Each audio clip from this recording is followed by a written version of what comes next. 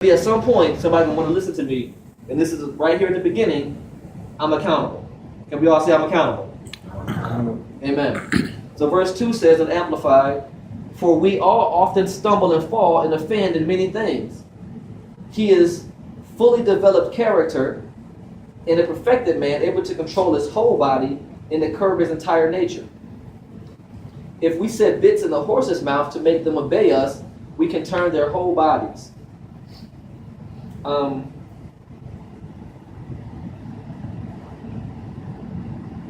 This is saying in verse 2 that we basically we are going to offend somebody with our tongue, and it's almost impossible not to. But if a man does not do that, he would be considered a perfect man. Only man we know in the Bible that did that was Jesus. Okay, but it's not saying that we can't control our tongue. Okay, it's saying, but if a man did that, he would be perfect. Okay, verse 3, talking about a horse, and we all seen horses that could, I don't know, they're over 1,000 pounds, but definitely hundreds of pounds, up to 1,000-pound beast that is controlled by a little bit in their mouth. Okay, which we understand. We see many metaphors, and we understand all the metaphors about the tongue, and so I don't have to really break all that down. But the point being is that our tongue is that powerful. That not only does our tongue control the beast itself, okay, it controls us in the atmosphere around us. Because it's the same human tongue that tells the beast to stop. It is our tongue that controls the lion, controls the elephant, controls the tigers, and dudes on TV controlling all kinds of stuff. I wouldn't even try with my tongue, okay? But God has credited us to be over these creepy things, over these beasts of the field. He's given us that authority. So we should be able to tell a dog to sit, tell a cat to sit down, tell a lion to stop, okay? We should be able to do that. Now, I'm not saying attempt God to go to the jungle and try it, but I believe that if we were in the jungle and we fell off our tour or something, got lost in the safari, that we would be able to stop animals from eating us. I do believe that. Because then God's power is used when it's necessary. It's not a game to be playing. I'm going to go to the zoo and see if I can tell animals stop talking, is my point. He's not to be tempted, but the Bible tells us we have a type of authority. So we control strong beasts they're designed to eat us alive. How much more should we be able to control our own selves? And we're trying to help ourselves. But we're our worst enemies with our own lips.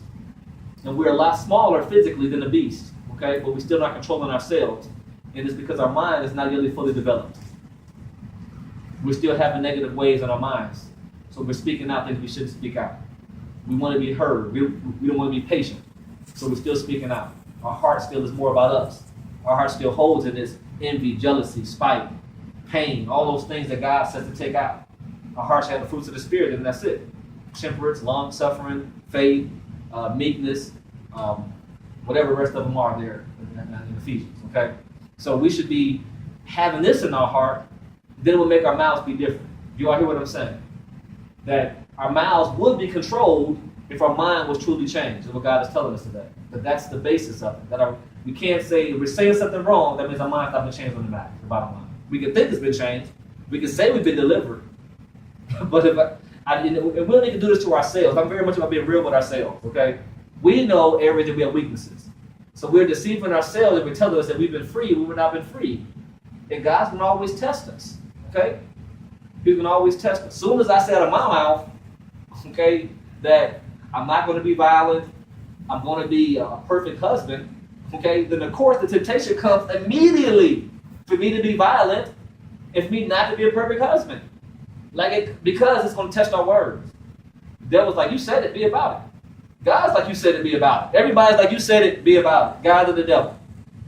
Both are like, you say it, be about it. The devil's expecting us to realize we look at ourselves weaker than the devil does.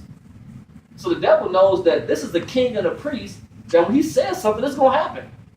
So when we say something, like we in church shouting, I'm free and I'm delivered, the devil's like, he runs out of there. He's expecting we leave at the church at 12 o'clock. He's expecting us to be free and delivered because we just said it. Because he knows that when we say something, it's going to happen. It's us that by the time we cross the threshold of the door say, no, I don't believe that. That really can happen in my life. And he's just waiting for us to get in doubt because he can't stop us when we're in faith. We understand that, right? When we're in faith, the devil cannot stop us. He knows this is the king and the priest. They have all authority.